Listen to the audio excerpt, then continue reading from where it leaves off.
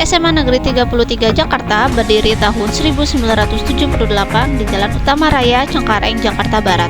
Saat ini dipimpin oleh Kepala Sekolah Ibu Saryanti SPD MSI. Perjalanan SMA Negeri 33 Jakarta telah mengukir prestasi akademis maupun non-akademis dan mampu bersaing dengan sekolah lain di tingkat lokal, regional, nasional maupun internasional. Assalamualaikum warahmatullahi wabarakatuh. Saya Feni Kartika SPD, pengampu mata pelajaran sosiologi di SMA Negeri 33 Jakarta. Sebagai mahasiswa PPG dalam jabatan kategori 2 di LP3 Universitas Pendidikan Indonesia. Saya akan melaksanakan praktik pembelajaran uji kinerja dengan materi pengendalian sosial dan model pembelajaran project based learning. Selamat menyaksikan.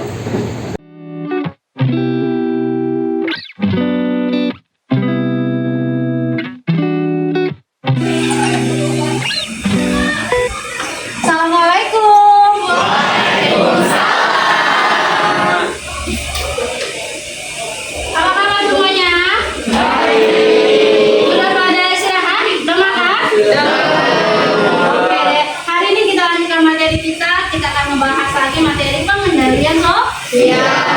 Oke, untuk itu kita berdoa terlebih dahulu. Silakan ketua kelas pimpin doanya. Siap.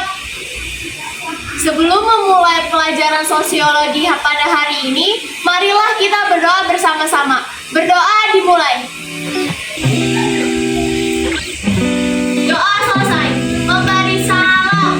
Assalamualaikum warahmatullahi wabarakatuh. Waalaikumsalam warahmatullahi wabarakatuh. Oke, untuk menumbuhkan jiwa nasionalisme kita, silakan kita berdiri untuk menyanyikan lagu wajib nasional. Silakan semuanya berdiri.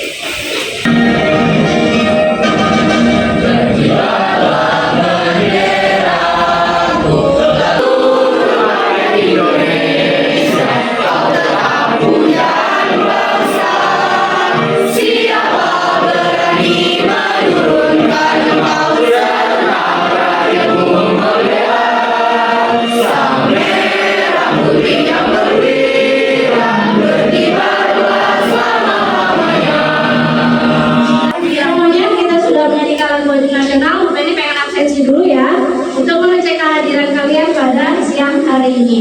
Oke, di sini siapa yang tidak hadir? Tidak ada. Hadir semua ya. Oke, buat kalian semuanya karena hadirnya 100% pada hari ini. Tepuk tangan. Oke, yuk langsung aja kita mulai materi pembelajaran kita pada siang hari ini. Hari ini kita akan membahas materi kita yang sama, yaitu mengenai pengendalian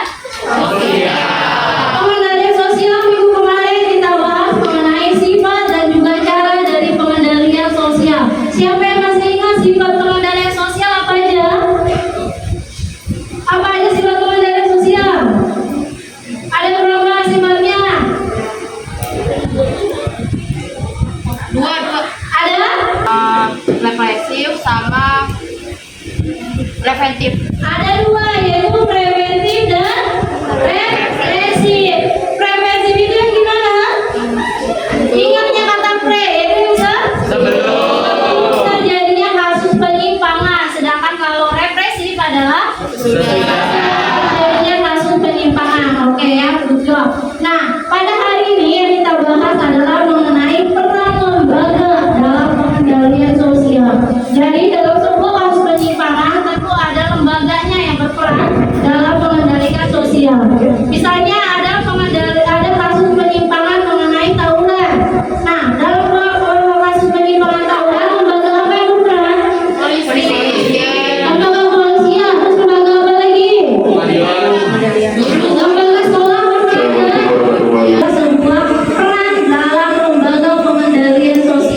Jadi ada penyimpangan, ada juga peran dalam lembaga yang menangani kasus penyimpangan tersebut.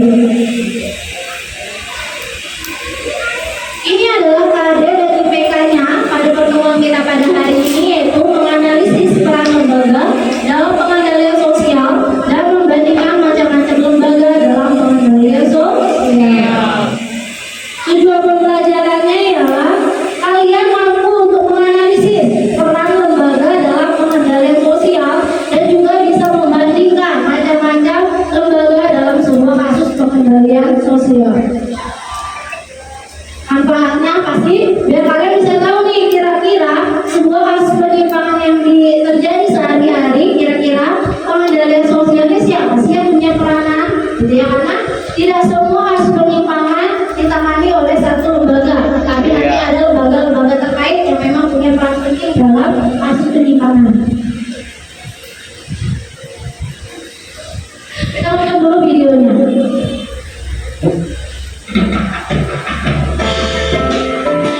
Bullying adalah tindak kekerasan yang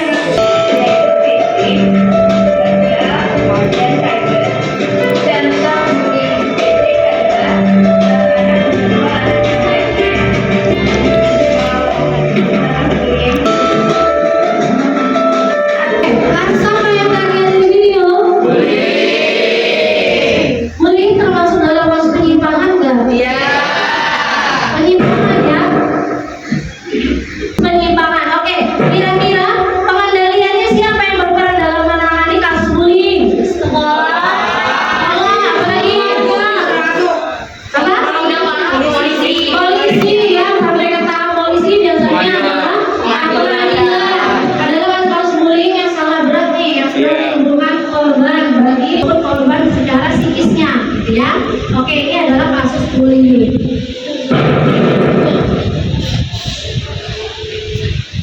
Oke, sekarang time to literasi. Silakan kalian baca dulu materinya yang sudah Bu Penny share sama kalian. Nanti akan Bu Penny tanya siapa yang mau memaparkan hasil literasinya. Seperti biasa, ada skor bintang. Siapa yang mau memaparkan hasil literasinya akan dapatkan bintang.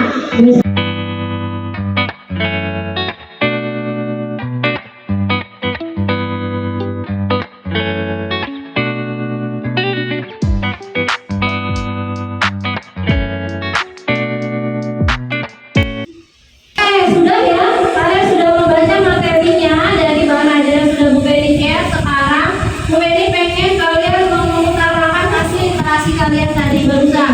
Yuk, di sini siapa yang mau memaparkan hasil literasinya? Tunjuk tangan. Dia, siapa lagi selain dia? Ayo. Oke, siapa lagi? Bu Penny untuk sampai 3 ya. 1, 2, 3. Oke, yang mau memaparkan silakan berdiri semuanya. Jadi yang saya dapat dari membaca materi yang Ibu kirim ini yaitu beberapa lembaga pengendalian sosial dalam masyarakat Indonesia, yaitu adalah polisi, pengadilan, ada tokoh masyarakat dan media massa. Polisi itu dia yang bertugas untuk menjalankan peraturan yang sudah dibuat oleh pemerintah biar mencegah tidak terjadinya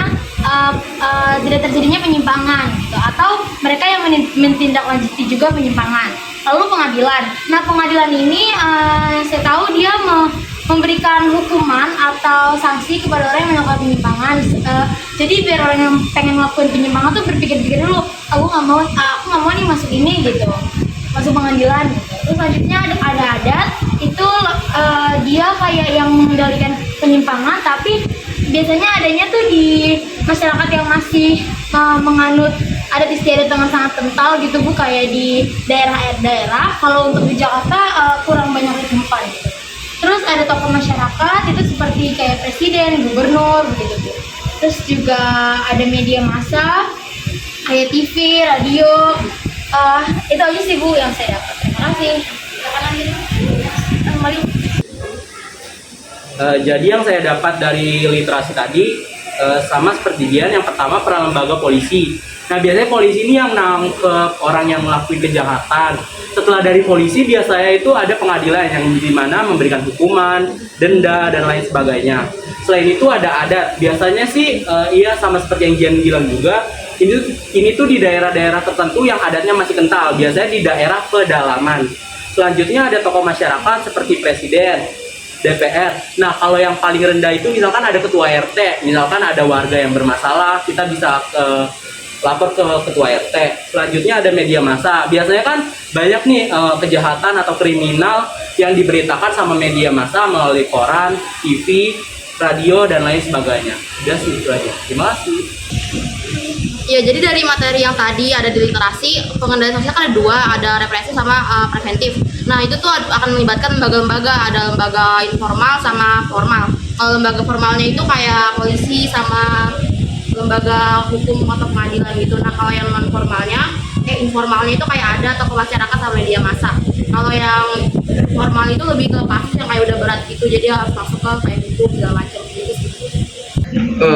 Kalau dari saya sih peran lembaga sosial dalam pengendalian sosial ini tuh sangat penting ya, terutama dari polisi. Nah, polisi ini memiliki kewenangan untuk menertibkan segala sesuatu penyimpangan yang ada di masyarakat, sekolah, ataupun di lingkup keluarga bahkan. Nah, jika polisi ini mendapatkan kasus yang cukup besar kasusnya atau tidak bisa diselesaikan lewat jalur polisinya, kita langsung beralih ke pengadilan. Nah, pengadilan ini memiliki wewenang untuk menentukan atau mempertimbangkan hukuman dari si pelaku yang terjerat kasus ini, yang nantinya akan dikena denda ataupun bisa dipenjara. Itu pun sesuai peraturan yang sudah berlaku dalam undang-undang. Nah, untuk selanjutnya ada adat. Nah, adat di sini tuh paling mereka tuh kayak melakukan sesuatu kayak tata tertib ataupun norma-norma yang berlaku dari nenek moyangnya. Nah, kalau untuk sekarang sih kan karena kita udah ke zaman modern ya, jadi udah mulai jarang sih di daerah perkotaan yang masih menganut adat-adat tersebut, kecuali di pedalaman, contohnya kayak di Pulau Kalimantan, di Papua, di Sulawesi ataupun Sumatera. Nah, yang terakhir selanjutnya ada tokoh masyarakat. Nah, tokoh masyarakat ini kalau dalam lingkungan sehari-hari kita tuh ada Pak RT, Pak RW ataupun Pak Lurah. Ya, terima kasih. Oke, jadi menurut yang saya baca tadi kan pengendalian sosial itu sendiri artinya kayak pencegahan untuk tidak menyimpang dari norma aturan yang telah ada. Nah, pengendalian sosial itu juga kan ada preventif dan ada represif. Terus ada peran lembaga pengendalian sosial. Nah, itu kan ada polisi, pengadilan, ada tokoh masyarakat dan media massa. Nah, itu tuh terbagi menjadi dua, ada yang informal dan formal. Kalau menurut saya, yang formal itu untuk bagian kasus yang udah tingkat atas, udah susah ditangani oleh masyarakat sekitar.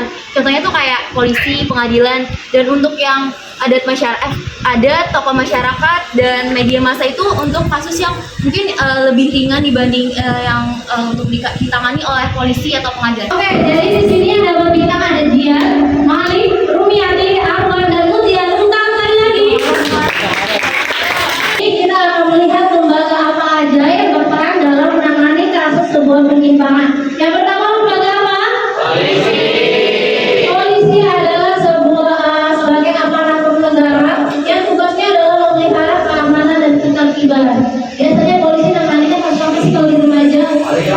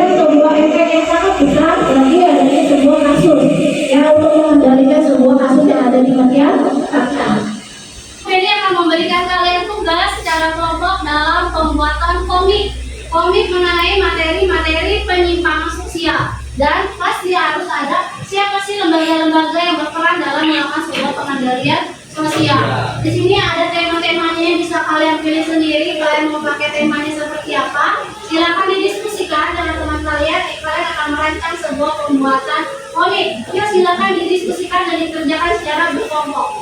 Berkelompok itu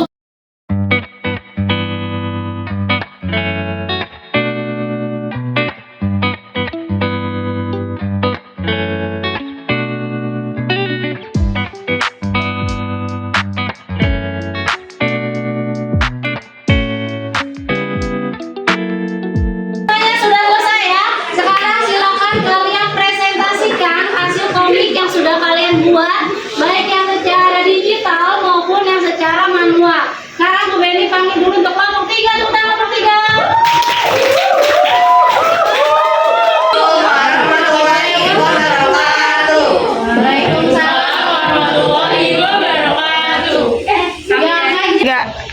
Di sini kami kelompok 3 ingin mempresentasikan hasil komik dari kelompok kami. Sebelumnya perkenalkan, nama saya Tajatul Islamia. Saya Nadia Islamia.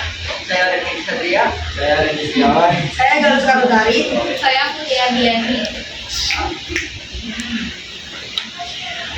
Di sini kami akan mempresentasikan hasil komik kami yang bertema bullying. Diharapkan para hadirin untuk tenang dan mengikuti paparan yang kami berikan.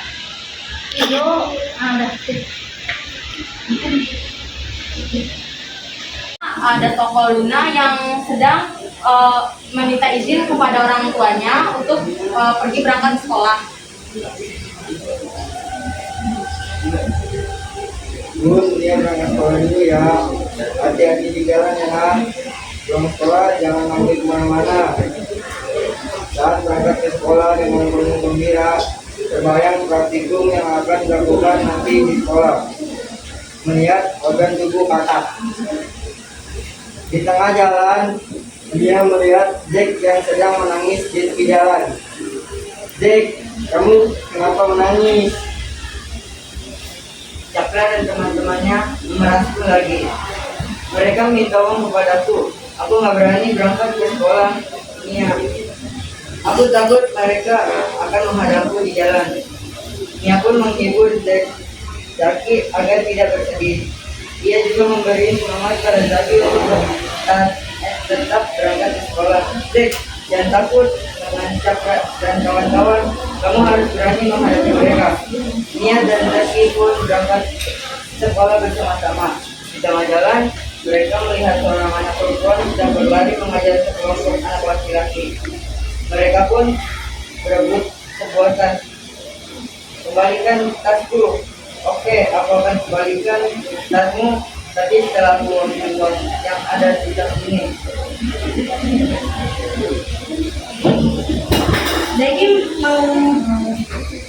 Zaki mengenali mereka. Perempuan itu adalah Luna, teman sekelas mereka. Sedangkan segerombolan lelaki itu adalah Cakra dan kawan-kawan yang memang dikenal suka membuli anak-anak di sekolah mereka. Hei Zaki, lepaskan, ini tas milikku. Kembalikan tas Luna.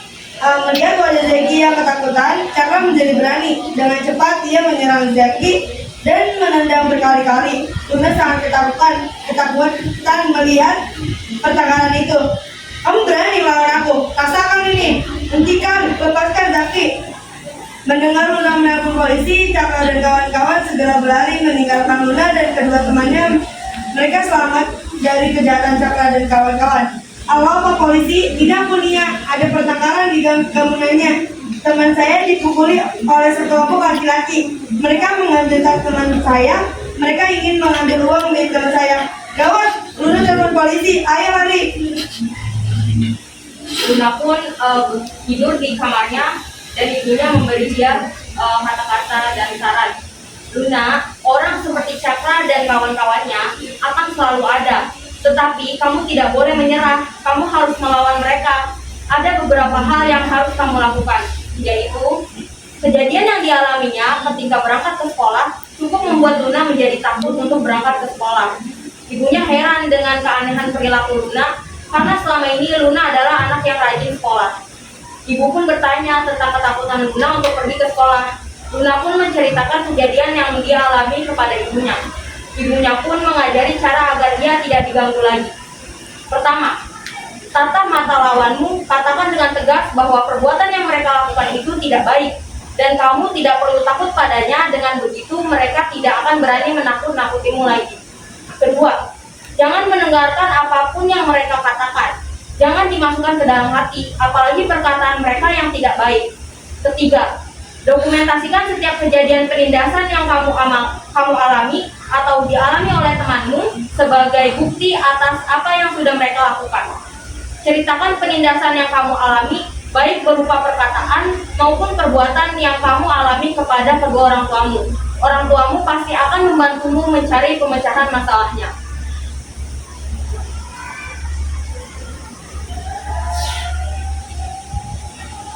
Luna, orang seperti Cakra dan kawan-kawannya akan selalu ada, tetapi kamu tidak boleh menyerah. Kamu harus melawan mereka. Ada beberapa hal yang bisa kamu lakukan, yaitu apabila setelah semua yang kamu lakukan tindakan kekerasan itu masih terjadi, laporkan segera kepada pihak yang berwajib atau polisi.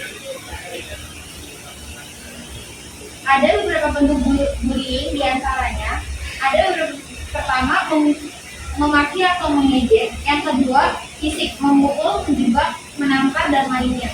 Yang ketiga ada relasional, mengucilkan, mengintimidasi, dan lainnya. Yang keempat ada elektronik, yaitu mengancam, meneror melalui media sosial. Dampak dari bullying yaitu yang pertama ada stres dan depresi. Yang kedua mengakibatkan trauma atau luka batin yang berkepanjangan. Yang ketiga menurunnya prestasi akademik maupun karir dan pekerjaan. Yang keempat yaitu putus sekolah. Mulai sekarang, marilah kita saling menjaga perasaan antar sesama. Jangan sampai apa yang kita katakan dan lakukan menyakiti hati orang lain. Terima kasih. Oke, tepuk tangan. Kelompok 3 tadi telah mengambil tema mengenai kasus bullying. Tadi sudah ada contohnya yang dari komik yang mereka buat ya. Oke, lanjut. Di sini ada yang mau bertanya kepada kelompok 3. Selamat pagi semuanya. Perkenalkan, nama saya Zahra Amelia. Saya ingin bertanya kepada kelompok 3. Dari tema yang kalian ambil ini kan tentang bullying. Dan dari kasus ini itu lembaga apa aja yang ikut andil dalam kasus yang kalian angkat? Terima kasih. Seperti apa yang sudah kami tadi paparkan, bahwa di sini untuk mengatasinya itu dengan Mia menelpon polisi, berarti ini menggunakan pihak polisi untuk mengatasi bullying tersebut. Lalu juga ada pihak pendidikan.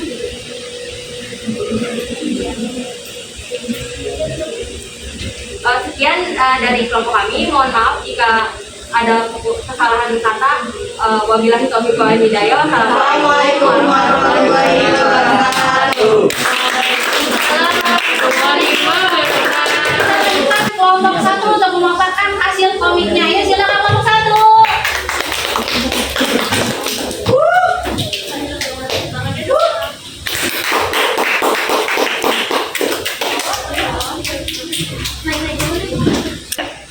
Assalamualaikum warahmatullahi wabarakatuh.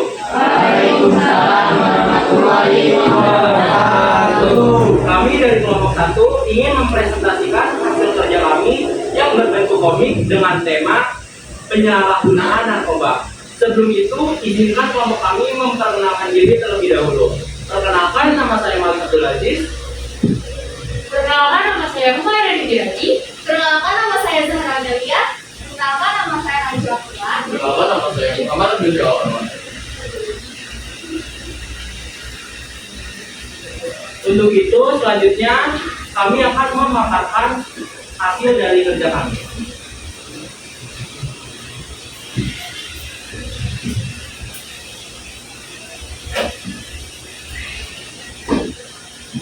Jadi yang pertama, ada media massa atau televisi yang memberitakan tentang seseorang yang melakukan pengedaran narkoba di sebuah bar. Seorang pengedar narkoba ditangkap di sebuah bar saat ini menjual narkoba yang dimilikinya.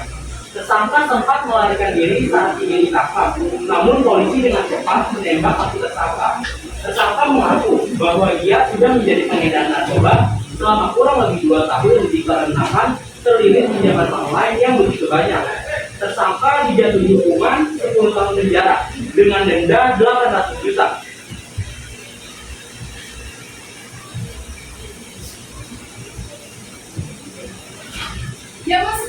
ada aja ya orang yang melakukan tindakan kriminal sampai jadi pengedar narkoba karena kulit hijau. Dia bener banget, walaupun terpaksa, tapi kalau ketahuan gini kan jadi di penjara. Ya tuh, ngomong-ngomong polisi kalau soal narkoba lucu banget ya. Kalau polisi pejabat aja ngomongnya apa? Ngomong-ngomong, nanti di pembaso bawa kita lewat loh. Masuk.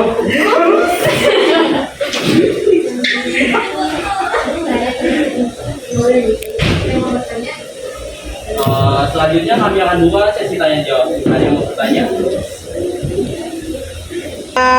Selamat pagi semuanya. Saya di sini akan menanyakan. Nah, di situ kan yang maksud baksonya itu apa? Ya. Oke. Jadi saya sebagai pemeran bakso di sini tuh kan kayak tadi kan ada yang bilang kan salah satu tokoh yang bilang nanti ada tukang bakso bawa walkie-talkie. Nah biasanya itu intel gitu kan ada yang nyamar jadi penjual gitu kan terus bawa walkie-talkie. Nah jadi tukang baksonya ini tuh sebagai intel gitu. Oke, terima kasih. Saya mau nanya, jadi kan di komik itu yang melakukan pengedaran narkoba itu masuk penjara kan, ya kan?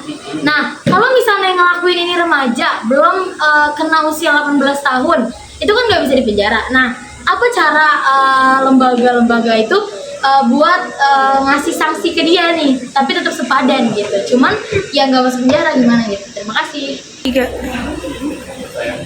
Kalau setahu saya sih kalau untuk remaja dia tuh kalau di penjara biasanya itu terkena denda yang sesuai sama hukum yang berlaku, terus dia direhabilitas sampai kayak dia tuh bener-bener pulih kayak orang normal gitu. Kan biasanya kalau orang narkoba otaknya sedikit terganggu kan. Jadi sih gitu aja menurut saya. Terima kasih. Hari ini kurang lebihnya mohon maaf. Wassalamualaikum warahmatullahi wabarakatuh. Oke, sekarang kita lanjutkan. Yang maju adalah kelompok 5. Tepuk tangan kelompok 5. Assalamualaikum warahmatullahi wabarakatuh. Waalaikumsalam warahmatullahi wabarakatuh. Perkenalkan, kami dari kelompok 5. Di sini kami akan mempresentasikan hasil gambar kami yaitu komik dengan tema berkontek. Sebelumnya izin kami memperkenalkan diri, nama saya Rumiati. Perkenalkan, nama saya Abdul Kurniawan. Saya Rasya Nawandari. Saya Dendra Saya Asia. Nama saya Rotika. Oke, jadi sebelumnya kita kan tahu kan kalau mencontek itu adalah salah satu bentuk penyimpangan negatif yang ini justru banyak sekali terjadi, terutama saat ini kan dia udah banyak dapat HP kan. Nah di sini tema yang kami ambil itu tentang mencontek, di mana ada siswa yang ketahuan mencontek oleh gurunya. Jadi pada suatu hari di suatu SMA ada Pas suatu hari siswa kelas 10A dari suatu SMA sedang melaksanakan ujian. Lalu sang guru menyampaikan bahwa ujian akan segera selesai. Waduh, masih banyak yang belum puisi lagi. Kalau gitu, akhirnya siswa ini memutuskan untuk mencontek dengan membuka Google. Namun akhirnya siswa ini dipergoki sang guru saat sedang menyontek. Karena panik dia segera mengelak dong. Enggak kok Pak. Lalu gurunya itu tetap ngotot gitu kalau dia itu kayak menyontek. Soalnya emang bener dia buka Google. Akhirnya gurunya membawa dia ke ruang BK. Nah, di ruang BK itu dia diberi arahan agar tidak menyetek lagi. Namun ulangan itu dikerjain di ruangan itu, di ruang BK. Kegiatan mencontek itu adalah salah satu bentuk penyimpangan negatif yang harus segera dihilangkan. Disinilah peran lembaga pendidikan dalam hal ini sekolah untuk bisa mencegah dan menanamkan perilaku jujur dalam diri siswa. mungkin sekian ini dari kami, kurang lebihnya mohon maaf. Wassalamualaikum warahmatullahi wabarakatuh. Waalaikumsalam warahmatullahi wabarakatuh. Saya sudah melaporkan hasilnya dengan sangat baik, baik yang digital maupun yang manual. Tepuk tangan untuk 10-2.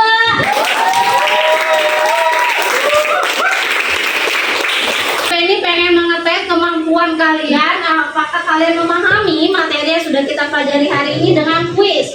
Kuis yang kita gunakan adalah kuis word wall. Jadi bisa kalian scan di sini melalui handphone kalian. Kalian scan barcode-nya. Nanti di situ ada games yang bisa kalian mainkan sesuai dengan materi kita pada hari ini. Silakan di scan barcode-nya. Bisa? Ayo.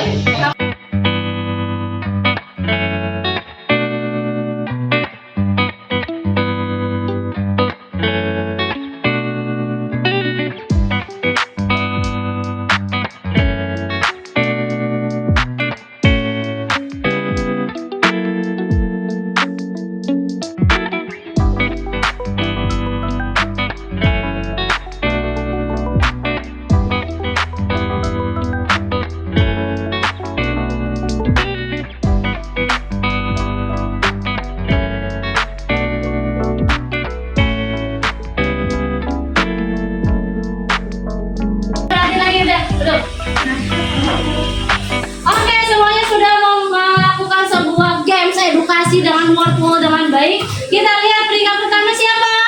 Mari. Mari bersama buat Mari. Dan lanjut disusul oleh teman-teman lainnya ya. Kalau semuanya sudah bisa menjawab soalnya dengan baik, Bu Feni simpulkan bahwa kalian sudah bisa mengerti materi-materi yang sudah kita pelajari sampai tahap ini. Yuk, sekarang Bu Feni kita sudah berada di akhir pembelajaran kita. Sekarang Bu Feni kita akan simpulkan bareng-bareng materi kita pada siang hari ini. Siapa yang mau bantu Bu Feni membuat kesimpulan secara singkat? Silakan Gian. Oke, jadi yang bisa aku simpulin dari materi hari ini, dari pembelajaran hari ini itu tentang lembaga-lembaga pengendalian sosial. Yaitu ada pengadilan, polisi, terus adat, terus juga media massa, terus juga ada tokoh masyarakat, dan mereka semua punya peran-peran sendiri di dalam pengendalian sosial gitu sih. Oke, tepuk tangan semuanya untuk Gian. Oke ya, semuanya sudah bisa memahami materi kita pada hari ini.